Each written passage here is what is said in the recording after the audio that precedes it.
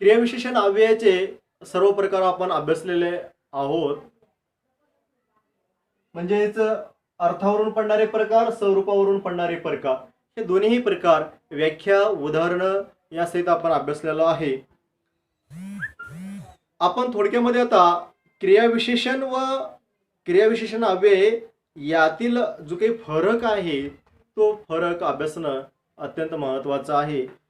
कारण परीक्षेमध्ये बऱ्याच वेळेस असे काही प्रश्न येतात की बऱ्याच वेळेस ते क्रियाविशेषण अव्यय आहेत की नाही असे आपल्याला प्रश्न पडतो, किंवा क्रियाविशेषण आणि क्रियाविशेषण अव्यय या दोन्हीमधला नेमका काय फरक आहे तोही आपण इथं अभ्यासूया.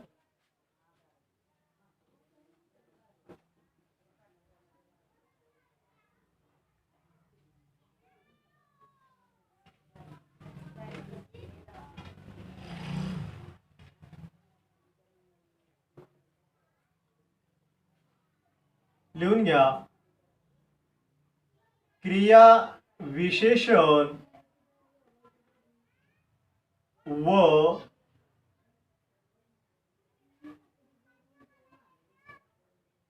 क्रिया विशेषण अव्यय यातील फरक. यातील फरक.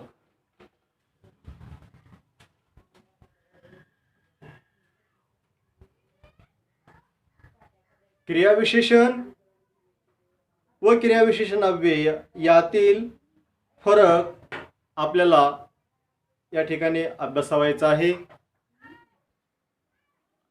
क्रियाविशेषण आणि क्रियाविशेषण अव्यय यामधील फरक आपण अभ्यासत असताना काही उदाहरण आपण या ठिकाणी लिहून घेऊ, म्हणजेच आपल्याला त्यामधील फरक समजायला सोपं जाऊ शकेल. उदाहरणामध्ये तो चांगला गातो. तो चांगला गातो. दुसरं उदाहरण आहे ती चांगली गाते. ती चांगली गाते. तिसरं उदाहरण आहे ते चांगले गातात. ते चांगले गातात. त्यानंतर उदाहरण हे उदाहरण ब यामधील नंबर 1 लिहून घ्या. ती जलद धावते. दुसरं उदाहरण आहे तो जलद धावतो. तिसरं आहे ते जलद धावतात. ते जलद धावतात. यामध्ये बघा, आता इकडे लक्ष द्या. या ठिकाणी उदाहरण अ आणि उदाहरण ब असे तर दोन उदाहरण आपण इथे घेतलेले आहेत. उदाहरण अ मधील 3 वाक्य आपण बघूया. तो चांगला गातो. दुसरं उदाहरण आहे ती चांगली गाते. आणि तिसरं आहे ते चांगले गातात. आता या ठिकाणी गातो, गाते, गातात हे क्रियापद आहे. गातो या क्रियापदाबद्दल चांगला हा जो आहे शब्द जो आहे तो अधिकची माहिती किंवा विशेष माहिती असं सांगतो. आता या ठिकाणी बघा, तो चांगला गातो, ती चांगली गाते, ते चांगले गातात असे 3 वाक्य आहेत. पण हे चांगला असलेला जो काही या ठिकाणी क्रियापदाबद्दल विशेष माहिती सांगणारा जो काही आहे किंवा अधिकची माहिती सांगणारा जो क्रियाविशेषण आहे किंवा क्रियाविशेषण अव्यय ज्याला आपण म्हणतो, तर इथं हे चांगला, चांगली, चांगले म्हणजेच चांगला या शब्दामध्ये या क्रियाविशेषणामध्ये कर्त्याच्या लिंग किंवा वचनानुसार इथं बदल झालेला दिसून येतो आपल्याला. तो चांगला गातो, इथं कर्ता जो आहे तो पुल्लिंगी आहे तर इथं चांगला असं झालेलं आहे. इथं ती स्त्रीलिंगी आहे तर या ठिकाणी चांगली असा या शब्दामध्ये बदल झालेला आहे. ते चांगले इथं वचन बदललेलं आहे, इथं चांगले अशा प्रकारचं झालेलं आहे. म्हणजेच कर्त्याच्या लिंग वचनानुसार या ठिकाणी या क्रिया विशेषणामध्ये बदल होतो. म्हणून कर्त्याच्या लिंग वचन नुसार जर बदलत असेल तर यास आपण ही जे 3 आहेत उदाहरणं, तर हे क्रिया विशेषण आहेत. क्रिया विशेषण यांना आपण म्हणू शकतो. आपण काय म्हणू शकतो यांना, तर क्रिया विशेषण असं म्हणू शकतो. आणि हे 3 जे उदाहरण इथं आहेत, ती जलद धावते, तो जलद धावतो, ते जलद धावतात. म्हणजे इथं धावणे कसं धावतो, जलद वेगाने, खूप खूप फास्ट, खूप वेगाने धावतो, अशा प्रकारची इथं माहिती दिली जाते. तर ती, तो, ते असं इथं आलेलं आहे. म्हणजे तिथं कर्त्याचं लिंग वचनानुसार जो काही हा जलद शब्द आहे, क्रियाविशेषण आहे, इथं क्रियापदाबद्दल माहिती सांगणारा अधिकचा जो आहे शब्द आहे तो जो आलेला आहे तो मात्र बदललेला नाहीये, तो सारखाच आहे. म्हणून या ठिकाणी कर्त्याच्या लिंग वचनानुसार जो न बदलणारा आहे किंवा कर्त्याच्या लिंग वचनानुसार जो बदलणारा नाही असा जो काही क्रियाविशेषण आहे याला आपण क्रियाविशेषण अव्यय असं आपण म्हणतो. क्रियाविशेषण अव्यय असं म्हणलं जातं याला. कर्त्याच्या लिंग वचनानुसार जर बदललं तर क्रियाविशेषण असं आपण म्हणायचं आहे. थोडक्यात फरक आहे, तो लक्षात ठेवायचा आपल्याला. आणि कर्त्याच्या लिंग वचनानुसार जर बदलत नसेल तर त्याला मात्र क्रियाविशेषण अव्यय असं म्हणायचे. म्हणजे क्रियाविशेषण आणि क्रियाविशेषण अव्यय यामधील हा फरक आपण इथं पाहिलेला आहे. तर हा लक्षात ठेवायचा आपण. आता क्रियाविशेषण अव्यय या ठिकाणी आपण पूर्ण अभ्यासलेला आहे. क्रियाविशेषण अव्ययाच्या नंतर जो प्रमुख घटक आहे तो आहे शब्दयोगी अव्यय. तो आपण या ठिकाणी अभ्यासूया.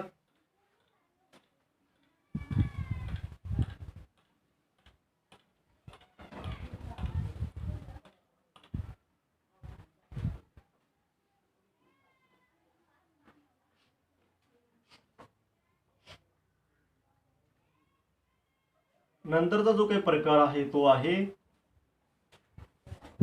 शब्दयोगी अव्यय.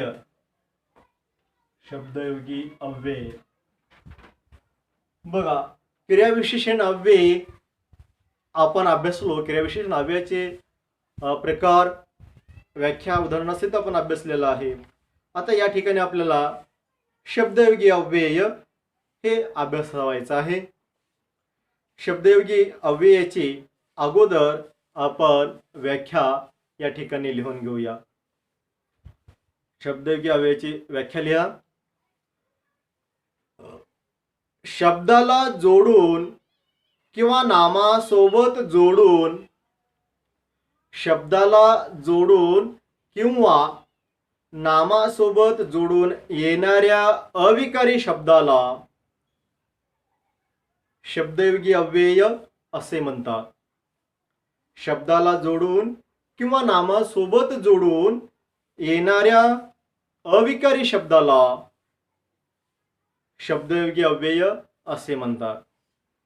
थोडक्यात लक्षात घ्या, शब्दयोगी अव्यय म्हणजेच काय, जो शब्द म्हणजे असा शब्द की शब्दाला जोडून येतो किंवा नामासोबत जोडून येतो आणि तो अविकारी असतो, त्यास शब्दयोगी अव्यय असं म्हणायचं आहे. आता शब्दयोगी अव्ययाचे आपण 2-3 उदाहरण आपण या ठिकाणी लिहून घेऊन अभ्यासू, म्हणजेच त्याच्यातील असणारा जो काही फरक आहे तो आपल्या लक्षामध्ये येऊ शकेल. उदाहरणामध्ये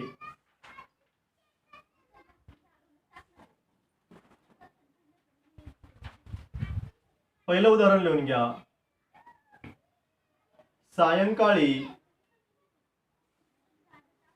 सायंकाळी मुले घराकडे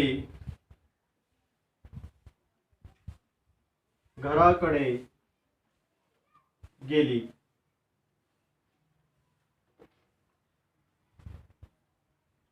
दुसरं उदाहरण आहे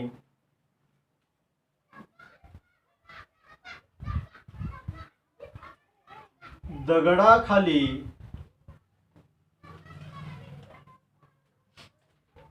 विंचू आहे.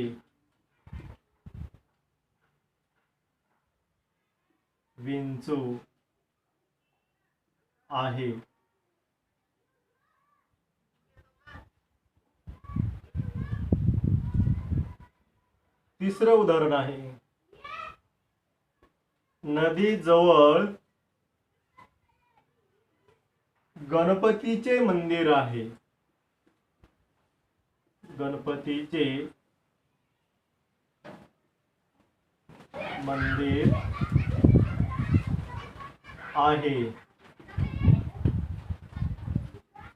चौथं एक उदाहरण घेऊ आपण. सूर्योदयापूर्वी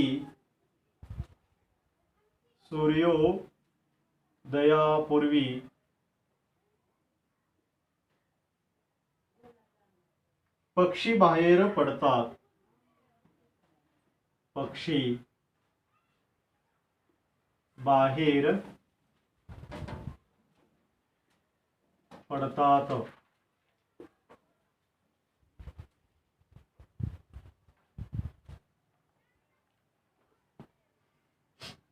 इकडे लक्ष द्या. आता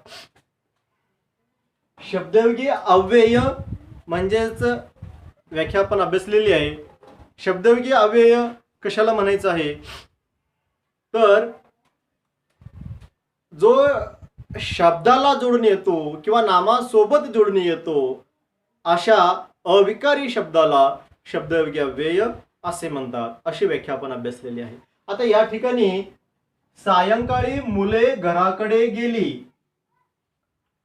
दगडाखाली विंचू आहे, नदीजवळ गणपतीचे मंदिर आहे, सूर्योदयापूर्वी पक्षी घराबाहेर पडतात, अशा प्रकारचे हे 4 उदाहरण या ठिकाणी आहेत. आता या वाक्यामध्ये पहिला जो काही वाक्य आहे सायंकाळी मुले घराकडे गेली. आता यामध्ये घर हा शब्द आहे आणि कडे हा घर या शब्दाला जोडून आलेला आहे किंवा घर या नामाला तो शब्द इथं जोडून आलेला आहे. म्हणून सायंकाळी मुले घराकडे गेली असं जे म्हटलेलं आहे, तर इथं कडे हा शब्द घर या नामाला जोडून आलेला आहे, म्हणून यास शब्दयोगी अव्यय असं म्हणतात.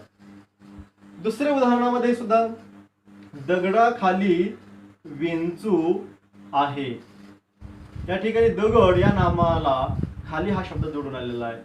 नदीजवळ, नदी आणि जवळ हा शब्द नदी या नामाशी जोडून आलेला आहे.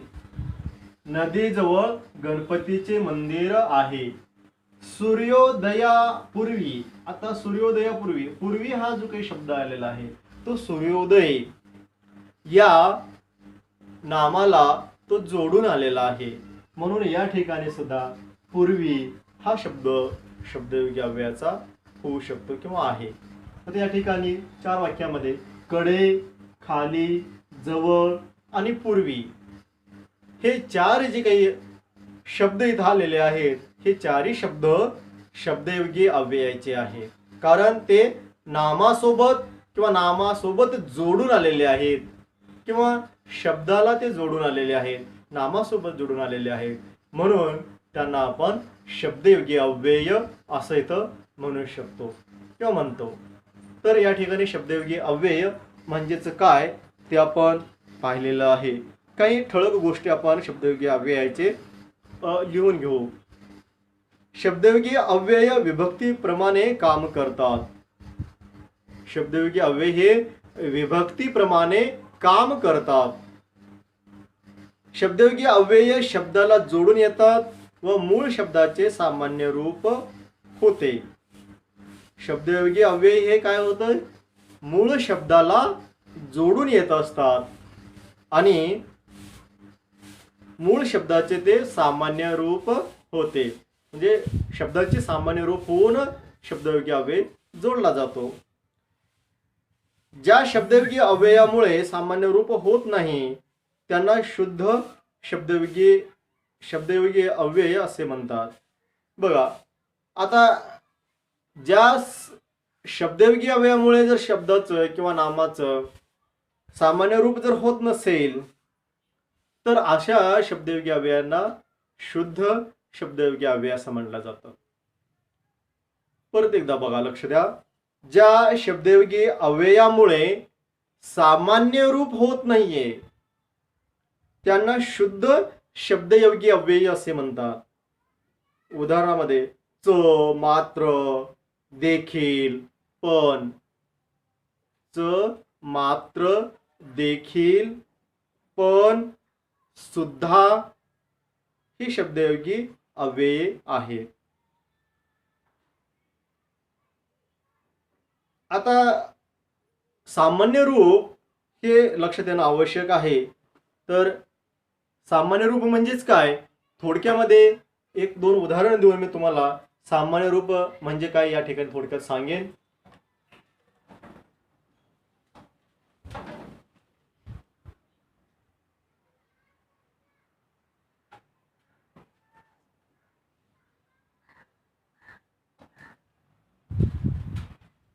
मासे पाण्यात पोहतात.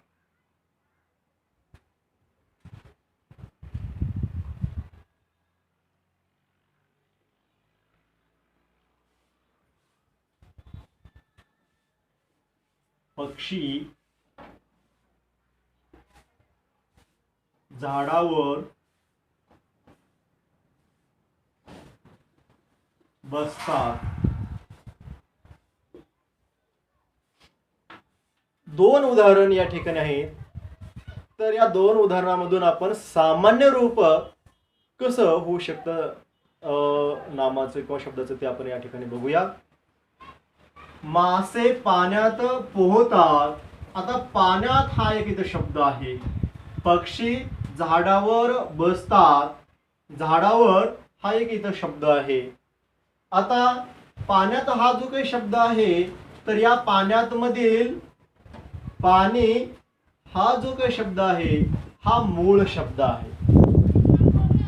पाणी जो काही शब्द आहे किंवा नाम जो आहे हा मूळ शब्द आहे.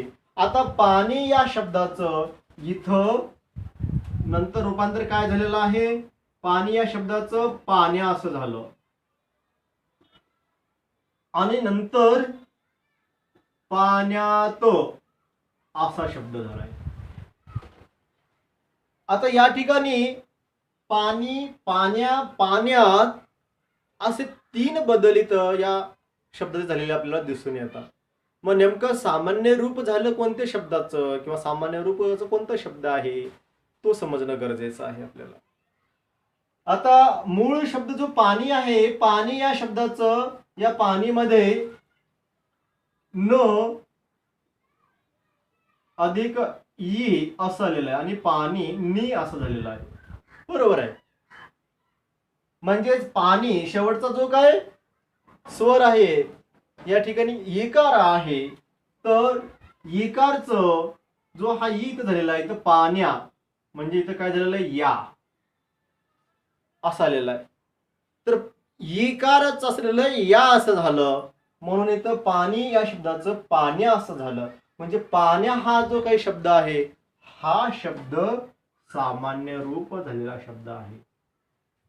आणि पाण्यात तो जो काही लागलेला आहे हा विभक्ती प्रत्यय लागून तयार झालेला शब्द आहे. विभक्ती प्रत्यय युक्त तो असणारा शब्द आहे. पहिला जो शब्द जो पाण्या जो हा काही शब्द झाला तयार त्यास आपण सामान्य रूप असं आपण म्हणतो. आणि पाण्यात हा जो काही शब्द इथं तयार झालेला आहे हा पाण्यात जो शब्द तयार झालेला हा मात्र या ठिकाणी विभक्ती प्रत्यय लागून तयार झालेला विभक्ती युक्त हा शब्द आहे. म्हणून आपल्याला पाण्या हा शब्द सामान्य रूपाचा आहे. पाण्यात आता या ठिकाणी प्रत्यय लागलेला आहे. पाण्या हा सामान्य रूप. झाडावर मूळ शब्द आहे झाड, बरोबर. झाडावर असं म्हणलेलं आहे. झाड या शब्दाचं हा ड जो आहे ड अधिक बरोबर ड युक्त होतं म्हणजे आहे याच्यामध्ये. या ठिकाणी या ड मध्ये आहे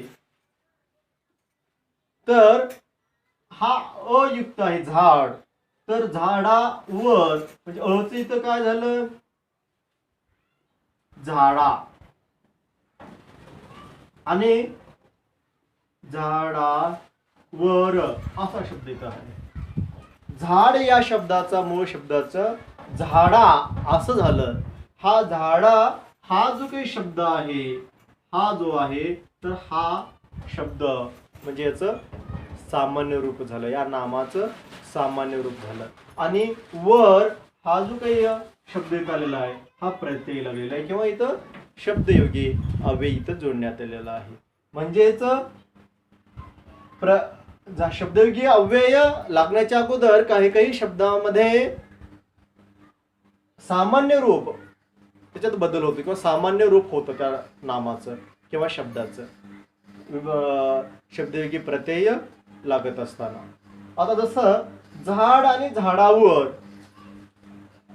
पक्षी झाडावर बसतात किंवा पक्षी झाडावर बसले आहेत असं जे इथं उदाहरण आहे तर यामध्ये झाड किंवा झाडावर झाड या शब्दाचं झाडा आणि झाडावर झाडा हे जे काही शब्द आलेला आहे हे सामान्य रूप आणि त्यानंतर अगोदर मग हे वर हा प्रत्यय इथं लागलेला आहे. अगोदर झाडा अशा प्रकारचं या ठिकाणी या शब्दाचं सामान्य रूप इथं झालेलं आहे. तर शब्दयोगी अव्यय लागण्याच्या अगोदर नामाचं अशा प्रकारचं सामान्य रूप होत असतं. ज्या नामाचं सामान्य रूप होऊन शब्दयोगी अव्यय लागत असेल तर त्यांना ते शब्दयोगी अव्यय असं आपण म्हणतो. म्हणजे सामान्य रूप होऊन शब्दयोगी अव्यय लागलेले आहे असं आपण म्हणतो. पण शब्दयोगी अव्यय ज्या शब्दाला किंवा नामाला जोडून येतात पण त्यामध्ये त्या शब्दाचं किंवा नामाचं जर सामान्य रूप होत नसेल तर मात्र असे जे काही शब्दयोगी अव्यय त्यांना शुद्ध शब्दयोगी अव्यय असं म्हणलं जातं. हा दोन्ही मधला फरक या ठिकाणी लक्षात ठेवणं आपल्याला आवश्यक आहे.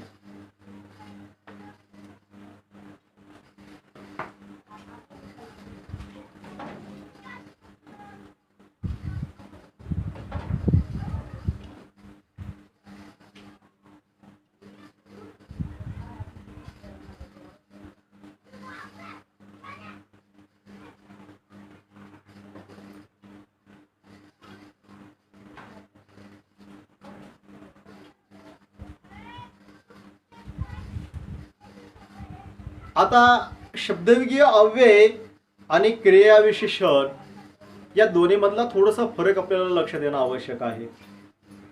त्याविषयीची माहिती थोडक्यामध्ये आपल्याला लिहून घेणं गरजेचं आहे. एक ओळ या ठिकाणी लिहून घ्या. जर शब्दयोगी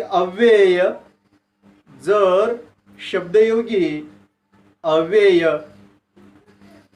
शब्दाला जोडून आले नाहीत जर शब्दयोगी अव्यय शब्दाला जोडून आले नाहीत तर बहुधा ते क्रियाविशेषणाचे कार्य करतात. बहुधा ते क्रियाविशेषणाचे कार्य करतात. दोन उदाहरण याचे आपण या ठिकाणी लिहून घेऊ.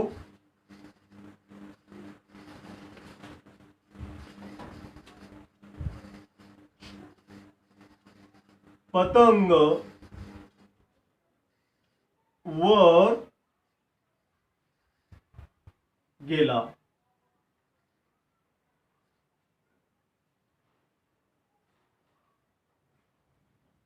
दुसरं उदाहरण आहे खाली बसू नका. तिसरं उदाहरण आहे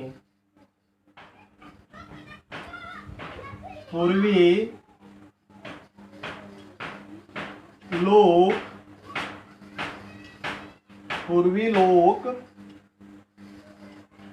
पगड्या घालत.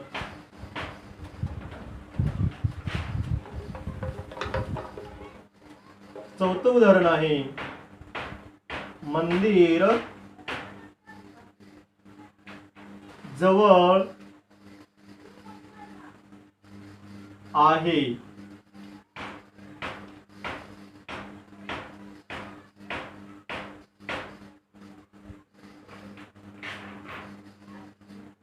नंतर आम्ही चहा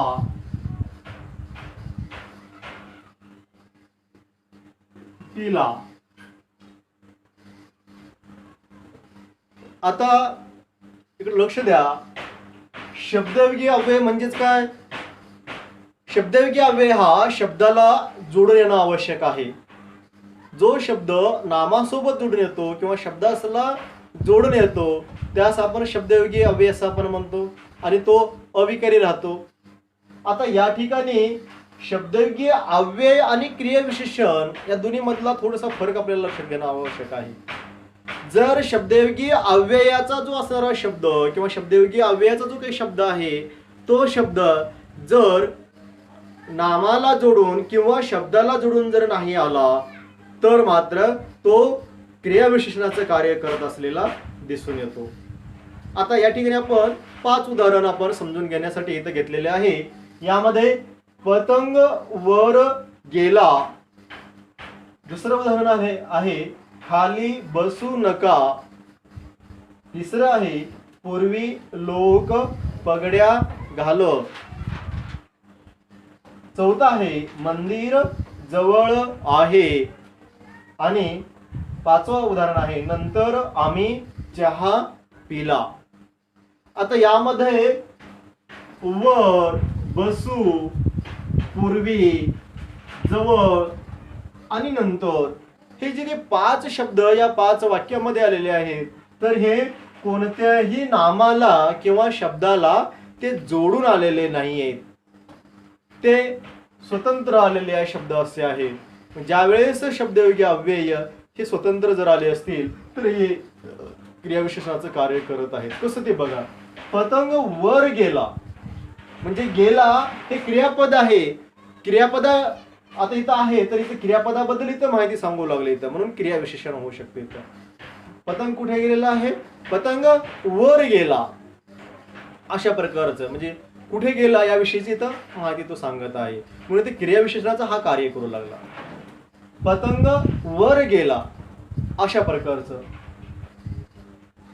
खाली बसू नका म्हणजेच खाली बसू नका हा सुद्धा शब्द जोडून आला नाही तर इथं क्रियापदाबद्दल माहिती सांगतो. पूर्वी लोक पगड्या घालत. पूर्वी हा शब्द आता इथं सूर्योदयापूर्वी असं ज्यावेळेस शब्द आला हा पूर्वी शब्द तर तो शब्दयोगी होता पण इथं स्वतंत्र आलेला आहे. पूर्वी असा हा शब्द इथं स्वतंत्र आलेला. पूर्वी लोक पगड्या घालत आपण असं इथं म्हणलेलं आहे म्हणून पूर्वी हा जो काही शब्द आहे तो शब्द इथं क्रियाविशेषण अव्ययाचं तो कार्य करतो. चौथं जो आहे मंदिर जवळ आहे. नदीजवळ मंदिर आहे असं आपण म्हणलो होतो, किंवा मंदिराजवळ वृक्ष आहे, झाड आहे, असं ज्यावेळेस म्हणू आपण, तर तिथे येणारा जो काही जवळ हा शब्द आहे तो शब्द शब्दयोगी अव्ययाचं कार्य करतो. आणि या ठिकाणी मात्र मंदिर जवळ आहे असं सांगत आहे, तर इथं हे क्रियाविशेषणाचं कार्य करतो. नंतर आम्ही चहा पिला, अशा प्रकारचं म्हणजे नंतर हा सुद्धा शब्द या ठिकाणी क्रियाविशेषणाचं कार्य करतो. म्हणजेच शब्दयोगी अव्यय जर शब्दाला जोडून आले तर मात्र ते शब्दयोगी अव्ययाचं कार्य करतात, आणि शब्दाला जोडून नाही जर आलं, ते स्वतंत्र जर आले, तर अशा वेळेस मग ते शब्दयोगी अव्ययाचे असणारे शब्दाचं ते क्रियाविशेषणाचं कार्य करत असलेलं आपल्याला दिसून येतं. तर हा शब्दयोगी अव्यय आणि क्रियाविशेषण यामधील जो काही फरक आहे तो आपण चांगल्या प्रकारे समजून घेणं गरजेचं आहे. कारण परीक्षेमधील येणारे जे काही प्रश्न वगैरे आहेत, तर अशा प्रकारचे प्रश्न येत असतात, तेव्हा हा असणारा जो काही घटक इथं व्याख्या उदाहरणं यासहित मी इथं स्पष्ट केलेलं आहे, तर हे चांगल्या प्रकारे समजून घेणं इथं गरजेचं आहे.